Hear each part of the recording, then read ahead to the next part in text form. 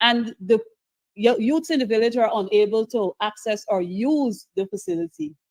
Now, you know how the facility was fixed? I came to this house in August and asked the same sitting minister about this project, when it will be completed, if it will be completed for sports so that the children can have their sports held. He said that it will be done, but nothing was done. It took the villagers coming together, the footballers coming together along with the council, weeding the ground, asking for donation to buy put back materials on the ground, clear it up, and we were able to have the inter-school sports. It took the community effort. And imagine this is a project that started by the Ministry of Youth, Sports and Culture. So you have to question the policy. We had to complete our ground in Moko. They came back on board to roll the ground.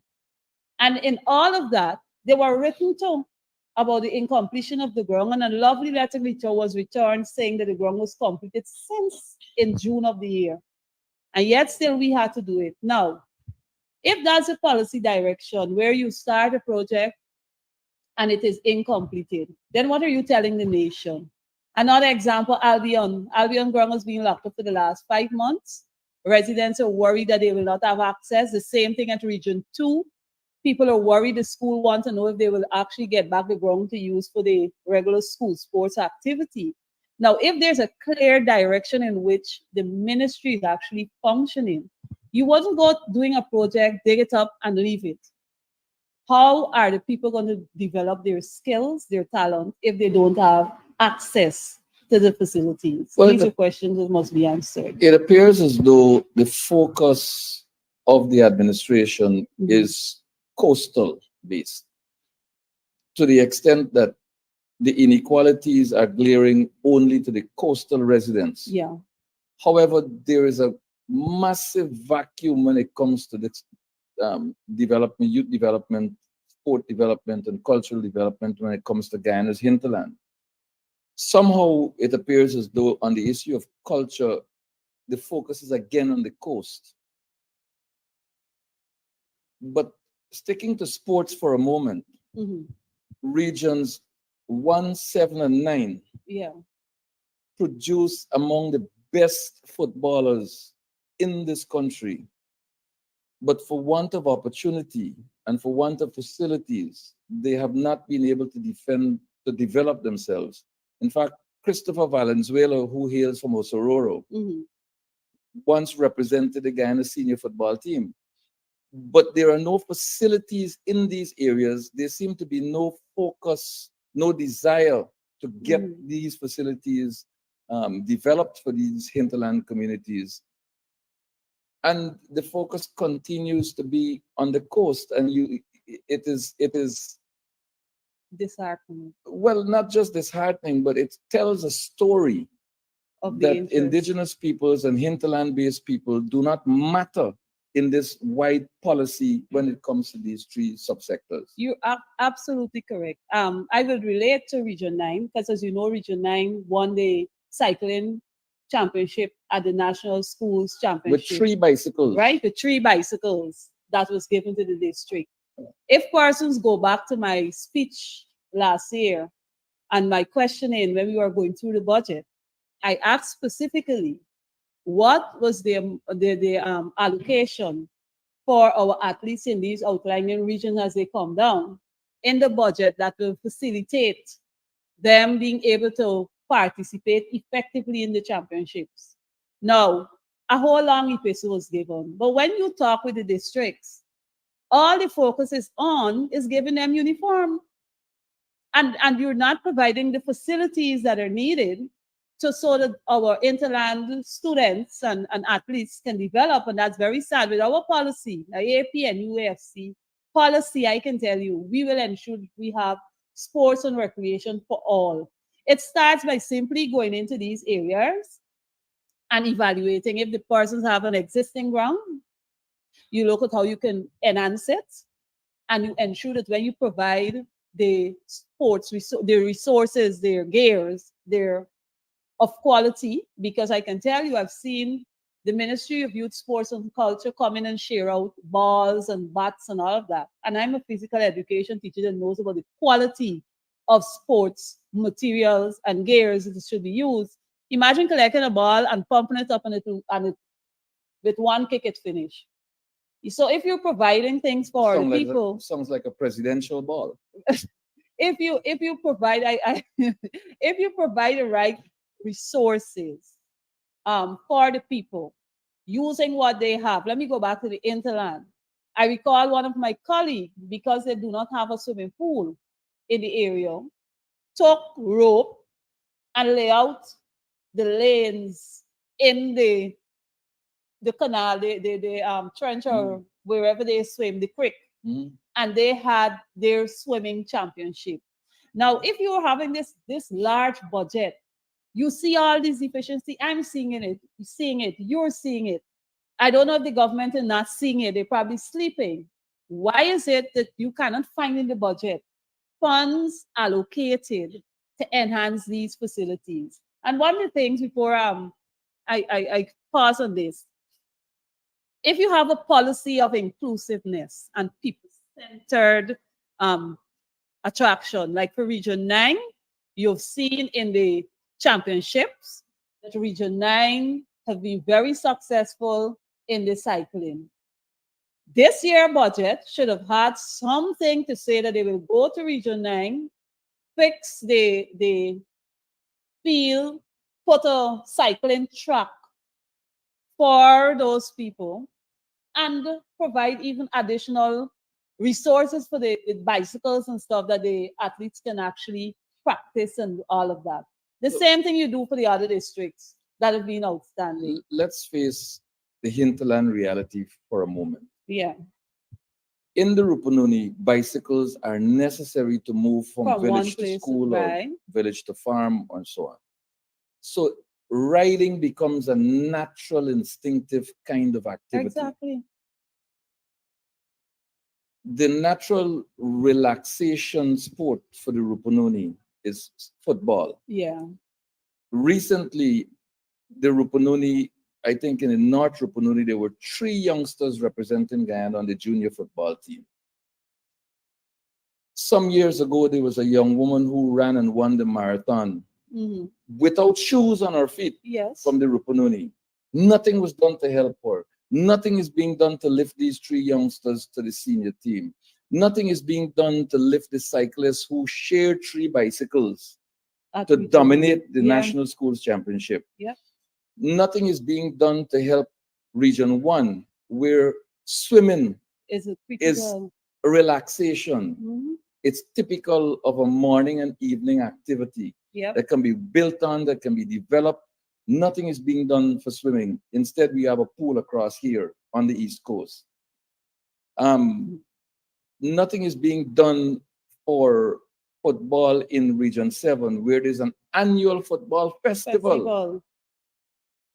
And interestingly, the Venezuelans come across and play football in Region 7 in that competition. I think they won it two years ago. Okay.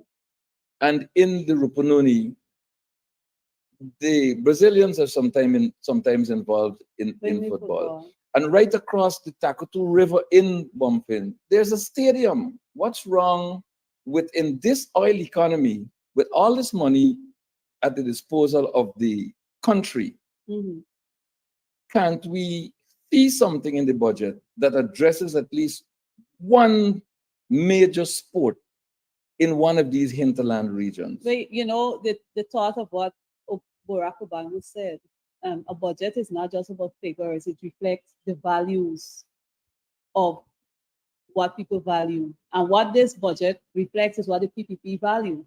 They don't value people. They value infrastructure and getting people to get certain things and infrastructure in their own area. It's not about the entire country. Secondly, if they appreciate people's culture and they understand people's culture, then they will invest accordingly, because the people in Rupununi, their way of life, their culture is different to the people in Region 4. The same thing goes to Region 5 and Region 6.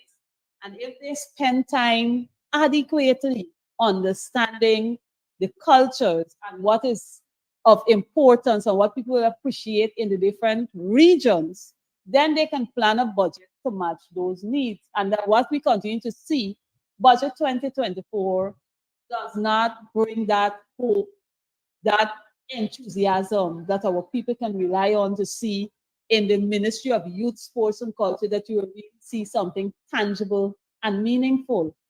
There are other talents that can be developed if they cater for it. And like I pointed out yesterday in my presentation, they have all these media blessed about the music world and our artists.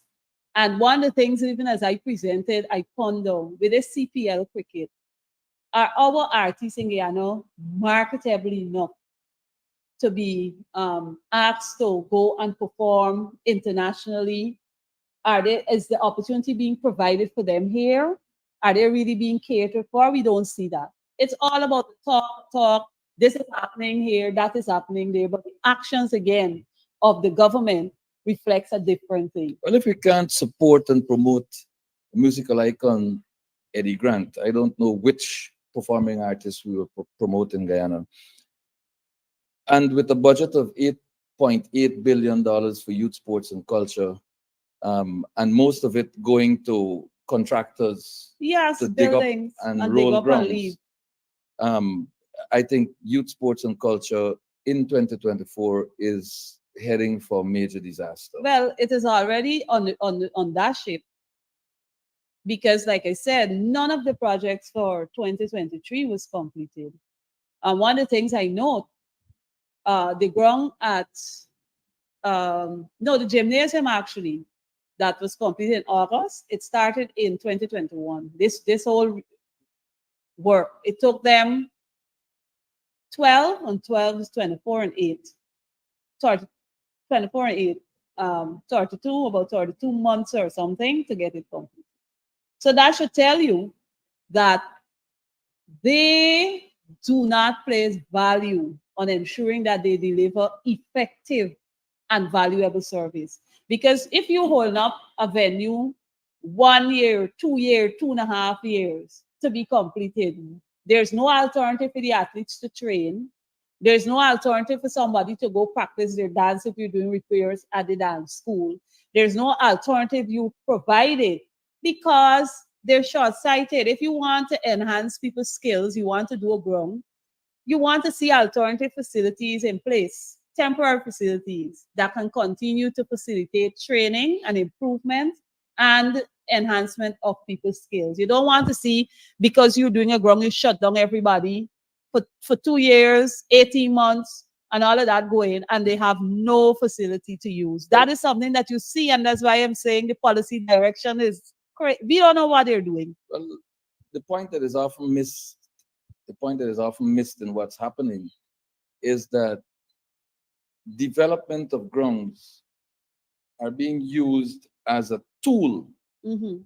to remove grounds from the management of the Oh, community's established committees of management, and to wrest them away from the people of the community and put them under the management and control of the People's Progressive I'm Party's happy that you activists. raised that point. That is a fact, and we leave that there as we move on That's a to definite fact.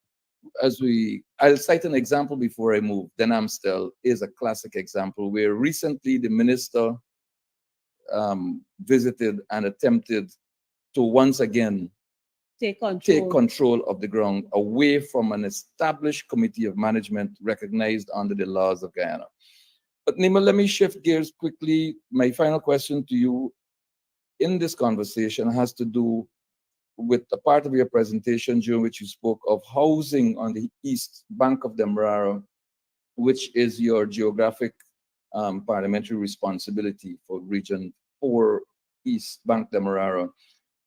What's happening in the housing sector? How are people affected? What are the solutions that you can see to these Well, on the problems? east bank of Demerara, the first issue, the Demerara Harbor Bridge, that the new Demerara Harbor Bridge that they're constructing, is supposed to pass through the areas of Petersall and Eccles area there. Petersall mainly. And what you find on the park area, the persons with Peters all have to be removed. And just like how they've treated the people at KMV with no respect, people must have a say with this government. If they decided that they want to remove the people, they don't care what it is. And for the people at Petersall, many of them are elderly. That's the first thing. They've grown and they've lived there their entire lives. Now, a government decided they want to bring a bridge. They ain't conduct no discussion. They just come and tell people they gotta move. They can give them alternative place to live and a house. They ain't value the people property to give the people the value that they have because persons have their fruit trees, their investment in the area. And what you find, because the persons are not just taking what they're giving, people want to have the right respect given, they must receive their respective compensations. They're driving through there without any care, damaging the pipe, damaging the road. I heard a minister was there recently and threatened the people. And I heard an elderly woman came and told us she was handcuffed or hands were placed behind her back and handled very roughly by one of the security because she asked, how is it that they're treating people in this manner? You live there for 20 years, you're having a transported property.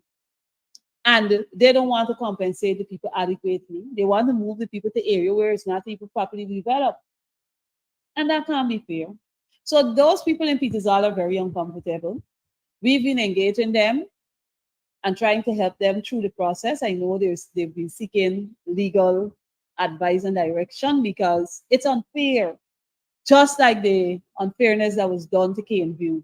When you go to the highway, the people for Silica City, the development of Silica City, again, they just move in La Luni, Yes. distribute papers and tell people they gotta move. Yeah. People farms are destroyed. People have to take less land space and all of that. And like I'm saying, there's no prior or proper engagement to talk to these people to let people understand what it is they're doing, how they're going to be compensated. Imagine investing millions of dollars in land doing your farming, and then the government just decided, you know what, you gotta move, and they give you no time to get an alternative where you can start back, or they provide adequately. But they are supposed to So, be the ones to provide the alternative. but they're not providing no proper alternative for the people. Is it like you gotta move, and when they're ready, they can put you wherever they gotta put you. And so you find that a lot of people are uncomfortable. A lot of people are not comfortable with what is happening because, like I said, most of the information they get from the media or somebody suddenly turns up and distribute a paper. Again, I'm calling on the government to do just and right by these people. One of the things that um, seem to be evading the media is that the people from Hillfoot, Soesdijk, Yeah, were promised relocation to Laluni. And when they started to move, they recognized that there was no facility in Laluni for them, that the exactly. particular area that was earmarked for them had already been assigned to some other citizens of Guyana, and they essentially were left stranded, not having a place to go to be relocated to have some level of comfort. And it is unfortunate, but a number of the persons affected, both in Laluni from the shifting around you spoke about, Yeah, and from the Hillfoot who were promised relocation to Laluni, are indigenous peoples who moved from various parts of the country, mostly the Region 1 Region areas, 1, yeah. to avoid the continued suffering that they have to endure with the deterioration of services and deterioration of the agricultural support and the absence of adequate supplies of locally grown food. And so this is not a problem exclusively concerned with housing, but the repercussions That are is economic typically, yeah. as well. Well, you see, with an update from Hillfoot, my last engagement with residents there, they now decided that they will take them to somewhere by Samville on the highway. I don't know if you're aware that those people have to pay for the land. They have to pay monies.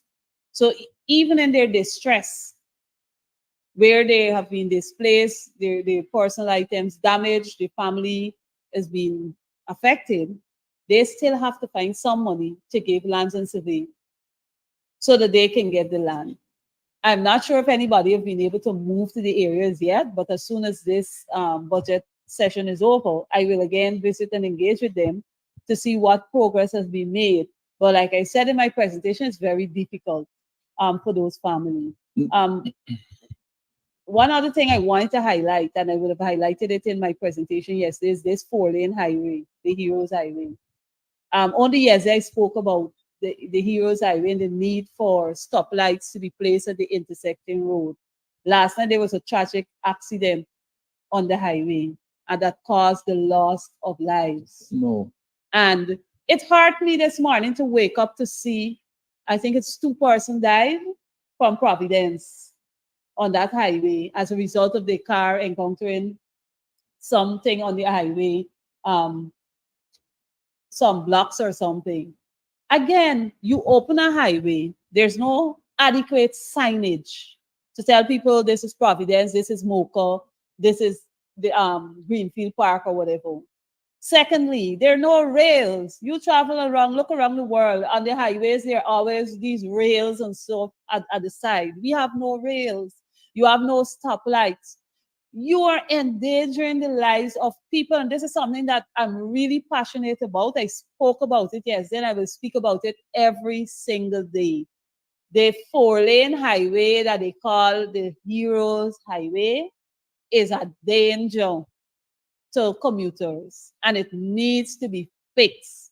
I'm very sad to learn that 2 persons lost their life, and only yesterday I spoke about it. I've been speaking about it before. I've shared short videos to show the dangers that exist on the 4-lane highway, and I hope the government will move swiftly to ensure that we have the lights there and the signage and all that to provide protection for our people. We'll leave it there for now. Thank you Yes. very much, Nima, for joining me on conversation on Budget 2024. I wish you continued success Thank as you you. continue to represent our people, particularly those on the east bank of Demerara. Thank you very much for joining us on this conversation on Budget 2024. That was Nima Flue Bess, Member of Parliament, representing the East Bank of Demerara, Shadow Minister of Youth, Sports and Culture. We'll be back with more coverage on Budget 2024 as the debate continues.